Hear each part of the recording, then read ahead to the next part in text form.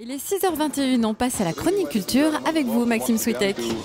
Les grands rendez-vous musicaux de 2014, on les passe en revue ici tous les matins pendant les fêtes sur Europe 1 avec vous. Bonjour Thierry Geffrotin. Bonjour Maxime. Alors ce matin, une exposition qui aura lieu à la Cité de la Musique, c'est à Paris, ce sera à partir du mois de mars et jusqu'à la fin août. Son titre, Great Black Music. Oui, autrement dit, les musiques noires dans le monde, ou si vous préférez Maxime...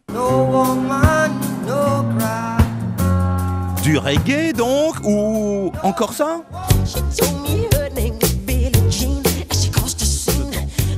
Michael Jackson, évidemment. Allez, un troisième extrait. Du ragtime en musique, c'est très Monisha de Scott Joplin. Allez, un dernier extrait.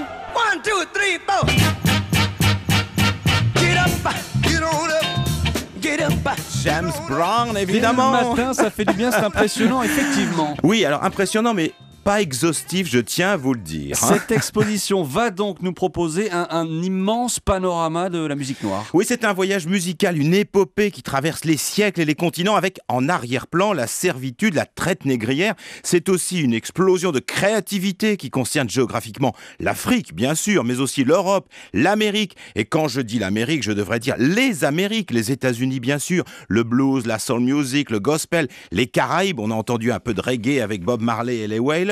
Et puis j'ajoute, ou plutôt c'est Marc Benaïch, le commissaire de l'exposition, qui ajoute l'Amérique du Sud. Le continent sud-américain est tout aussi important que le continent nord-américain, voire plus important. En Colombie, les musiques afro-colombiennes sont extraordinaires, c'est la salsa. Le tango est un héritage de ces musiques. Au Brésil, c'est l'essence de la samba. Et donc le continent sud-américain est essentiel à l'histoire. La samba, donc le blues, le reggae, le hip-hop, le ska. Est-ce qu'il y a, Thierry, des points communs entre toutes ces musiques qui, au premier coup d'oreille, on va dire, semblent totalement différentes? Alors en fait, il est impossible de relier les musiques noires à travers une source musicale africaine. Alors les spécialistes disent pure et authentique. Pourtant, on peut quand même trouver des points communs. Pas systématiquement d'ailleurs, mais vous trouvez des motifs mélodiques et rythmiques courts qui invitent à la danse, un goût prononcé pour les syncopes, la technique du call and response, c'est-à-dire le soliste et le chœur qui se répondent. Heureusement que vous expliquez. Parce que là, oui, paumé. ouais, des timbres altérés qu'on retrouve dans les voix rocailleuses des bluesmen